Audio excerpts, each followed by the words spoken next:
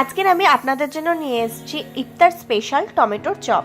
আপনারা এই রমজান মাসে খুব সহজে এই ইফতারের স্পেশাল টমেটোর চপটি বানিয়ে নিতে পারেন। এটি যেমন অল্প সময় তৈরি হয়ে যায় তেমন খেতেও হয় দুর্দান্ত। বাই দা ওয়ে, আমি আপনাদের সকলকে আমার চ্যানেলে স্বাগত। এটি তৈরি করার জন্য আমি প্রথমে আলু সিদ্ধ করে নিয়েছি। আলুটা খোসা সমেত খুব ভালোভাবে সিদ্ধ করে নিয়েছি। এবার খোসাটাকে খুব ভালোভাবে ছাড়িয়ে নিচ্ছি। আপনি যদি আমার চ্যানেলে নতুন হয়ে থাকেন তাহলে আমার চ্যানেলটি সাবস্ক্রাইব করার অনুরোধ রইল, আর পাশে থাকা বেল আইকনটি অবশ্যই প্রেস করে দেবেন, তাহলে আমার ভিডিও সর্বপ্রথম নোটিফিকেশন আপনি পেয়ে যাবেন। এইভাবে আমি সমস্ত আলুগুলোকে খুব ভালোভাবে সিদ্ধ করে নিয়েছি। এবার আলুর খোসাগুলোকে খুব ভালোভাবে ছাড়িয়ে স্ম্যাশ করে নিয়েছি। এবার শুকনো কড়াই শুকনো লঙ্কা নিয়েছি, নিয়ে সেটাকে হালকা করে ড্রাই রোস্ট করে নিচ্ছি। 1-2 সেকেন্ড ড্রাই রোস্ট করার পর এতে দিয়ে দেবো সর্ষের তেল দিয়ে শুকনো লঙ্কাগুলোকে খুব ভালোভাবে ভেজে নেবো। যখন লাল করে ভাজা হয়ে যাবে তখন এটাকে তুলে একটা পাত্রে সাইডে রেখে দেবো।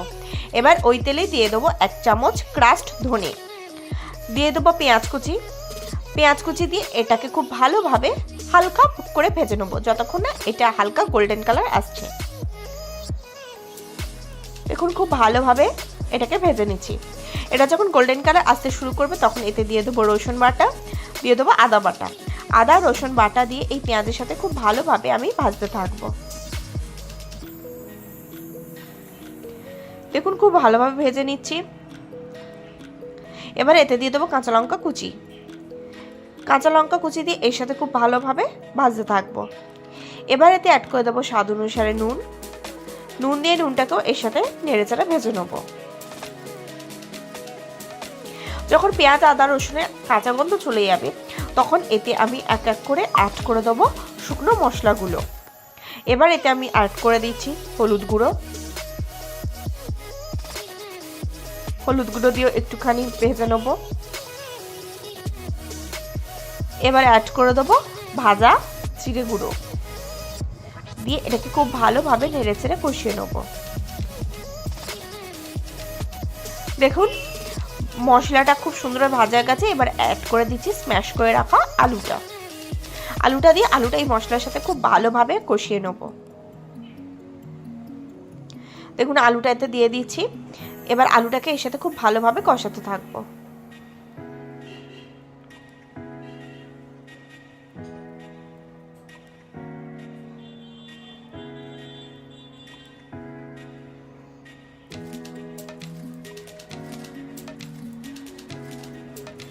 দেখুন আমি খুব ভালোভাবে আলুটাকে এর সাথে কষিয়ে নিয়েছি। এবার অ্যাড করে দেবো ভেজে রাখা শুকনো লঙ্কাটা হাত দিয়ে গুঁড়ো করে নিয়েছিলাম, সেই চিলি ফ্লেক্সটা এতে অ্যাড করে দিলাম। আর দিয়ে দেবো কিছুটা পরিমাণে ধনেপাতা কুচিটাকেও এর সাথে খুব ভালোভাবে মিশিয়ে নেব। দেখুন খুব ভালোভাবে মিশিয়ে নিচ্ছি। মিশিয়ে নেওয়ার পরে এটাকে আমি একটা পাত্রে ঢেলে রেখে দেবো এবং তৈরি হয়ে গেছে আজকের আমাদের টমেটো চপের পুরটা। এবার আমি একটা পাত্র নেব, তাতে নিয়ে নেব 1 কাপ বেসন। এতে দিয়ে দেবো স্বাদ অনুসারে নুন, হলুদ গুঁড়ো, লঙ্কা গুঁড়ো, দিয়ে দেবো কিছুটা পরিমাণে কর্নফ্লাওয়ার। আমি এখানে 2 চামচ মতন কর্নফ্লাওয়ার ব্যবহার করেছি। এবার আমি এতে অ্যাড করে দিচ্ছি কিছুটা পরিমাণে বেকিং সোডা দিয়ে সমস্তগুলো খুব ভালোভাবে মিশিয়ে নিচ্ছি। দেখুন খুব ভালোভাবে আমি মিশিয়ে নিচ্ছি। এবার অল্প অল্প করে জল অ্যাড করে দেবো, দিয়ে এটার একটা সুন্দর ব্যাটার তৈরি করে নেব। ব্যাটারটা খুব বেশি পাতলা হবে না, আবার একদম ঘনও হবে না। আপনারা যদি এইভাবে ব্যাটারটা তৈরি করেন তাহলে ব্যাটারটা খুব ঘন হবে, খুব মুচমুচে হবে এই পকোড়াগুলো। দেখুন ব্যাটারটা তৈরি করে নিয়েছি। আমি প্রয়োজনে জল অ্যাড করছি এবং এর সাথে মেশাতে থাকছি। এইরকম ভাবে যদি আপনারা ব্যাটারটা বানান তাহলে চপটা খুব সুন্দর মচমচে হবে। দেখুন ব্যাটারটা খুব সুন্দরভাবে রেডি হয়ে গিয়েছে। আমি হাত দিয়ে আর একটুখানি ফাটিয়ে নেব। এই ব্যাটারে আমি যখন ভাজবো তখন আরেকটা জিনিস অ্যাড করে দেবো, তাহলে ব্যাটারে যে চপটা ভাজাবে সেটা দুর্দান্ত মুচমুচে হবে। এবার দেখুন আমি টমেটো নিয়েছি। টমেটোটা মুখটা কেটে বাদ দিয়ে দেবো। আমি এই চপটা করার জন্য একদম ফ্রেশ পাকা টমেটো নিয়েছি, খুব পাকা নিইনি। আবার খুব কাঁচাও নিইনি। দেখুন আমি মুখটাকে প্রথমে কেটে বাদ দিয়ে দিচ্ছি। এবার ছুরি বা চামচের সাহায্যে ভেতরে মশলাটাকে আমি বার করে নেব, নিয়ে ভেতরটা গর্ত করে নেব। দেখুন আমি ছুরি দিয়ে ফার্স্টে কেটে নিয়েছি, এবার চামচ দিয়ে ভেতর থেকে মশলাগুলোকে বার করে নেব। আপনারা দেখুন আমি কিভাবে করছি, ঠিক এইভাবে ভেতর থেকে বার করে নিতে হবে।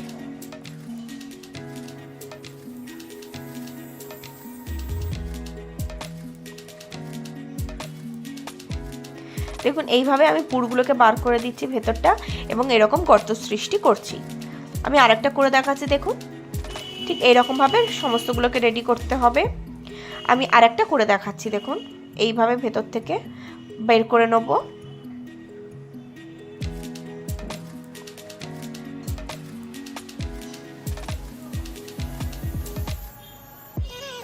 এটা একটু সাবধানতার সাথে একটু ধীরে সুস্থে করতে হবে।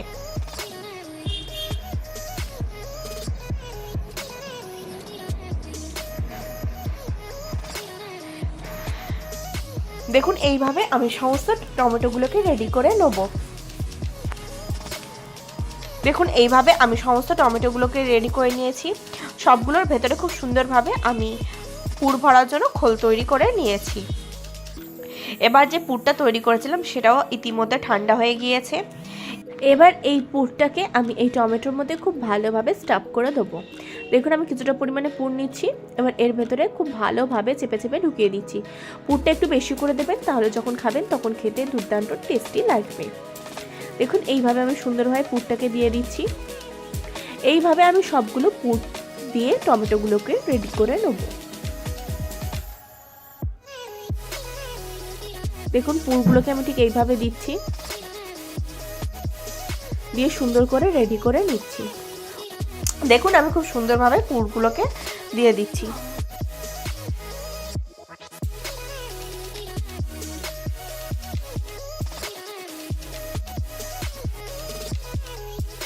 দেখুন এইভাবে পুর দিয়ে আমি সমস্ত টমেটোগুলোকে রেডি করে নিচ্ছি। দেখুন এইভাবে আমি সমস্ত টমেটোগুলোকে রেডি করে নিয়েছি। এবার এদিকে আমি গ্যাসে সাদা তেল নিয়ে নিয়েছি, আমি সানফ্লাওয়ার অয়েল নিয়েছি, সেটাকে গরম করতে দিয়েছিলাম। এবার যে ব্যাটারটা রেডি করেছিলাম তাতে কিছুটা পরিমাণে এই সানফ্লাওয়ার অয়েল দিয়ে দিচ্ছি। আপনারা অবশ্যই এই সানফ্লাওয়ার অয়েলটা দেবেন, দিয়ে আরেকবার ফাটিয়ে নেবেন, তাহলে খুব মুচমুচে হবে। এবার পুর দেওয়া টমেটোগুলো এই ব্যাটারে দিচ্ছি, দিয়ে খুব ভালোভাবে কোট করছি। দেখুন খুব ভালোভাবে কোট করে নিচ্ছি। এবার এই গরম তেলে দিয়ে দিচ্ছি। তেলটাকে গরম করে গ্যাসের ফ্লেম আমি একদম লো করে দিয়েছি। এবার এই লো ফ্লেমে এই সবগুলোকে খুব ভালোভাবে উল্টে পাল্টে ভেজে নেব। দেখুন এক এক করে আমি দিয়ে দিচ্ছি।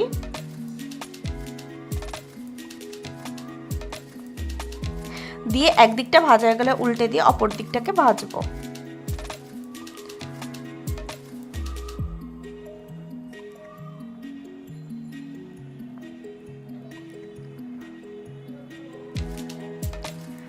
দেখুন এটাকে আমি ভাজতে দিয়েছি, একদিকটা ভাজা হয়ে গেলে আমি এটাকে উল্টে দিচ্ছি, দিয়ে অপর দিকটাকেও সেমভাবে ভেজে নেব। দেখুন একদিকটা ভাজা হয়ে গেছে, এবার উল্টে দিচ্ছি, দিয়ে অপর দিকটাকেও ভেজে নেব।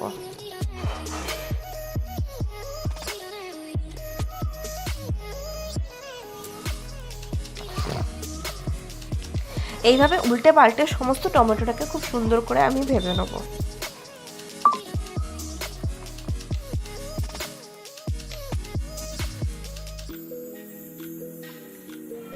দেখুন এইভাবে উল্টে পাল্টে খুব সুন্দর করে আমি লালগুলো করে টমেটোগুলোকে ভেজে রেডি করে নিয়েছি।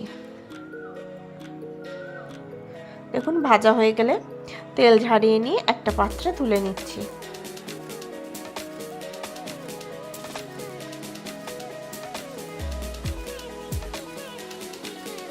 দেখুন তেল ছাড়িয়ে নিচ্ছি, নিয়ে এবার এটাকে একটা পাত্রে তুলে নিচ্ছি। এইভাবে আমি সমস্ত টমেটোকে ভেজে নেব, নিয়ে টমেটোর চপগুলোকে রেডি করে নেব। দেখুন এইভাবে আমি খুব সুন্দর করে সবগুলোকে ভেজে নিয়েছি। এবার তেল থেকে তুলে নিচ্ছি, তুলে তেল ঝারিয়ে একটা পাত্রে রেখে দিচ্ছি।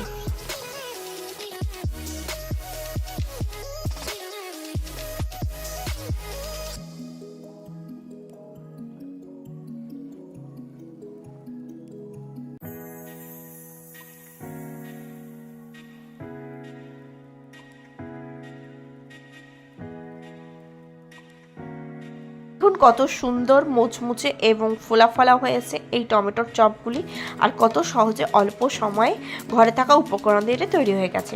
এই রমজান মাসে ইফতারের স্ন্যাক্সে আপনারা অবশ্যই একবার এই রেসিপিটি ট্রাই করতে পারেন। এটি ছোট থেকে বড় সকলে খেতে খুবই পছন্দ করবে। এই সময় বাড়িতে বিভিন্ন অতিথি আসে, অতিথিদেরকেও আপনারা এটা তৈরি করে খাওয়াতে পারেন, সবাই আপনার প্রশংসা করবেই করবে। আশা করি আজকের ভিডিওটি আপনাদের ভালো লেগেছে।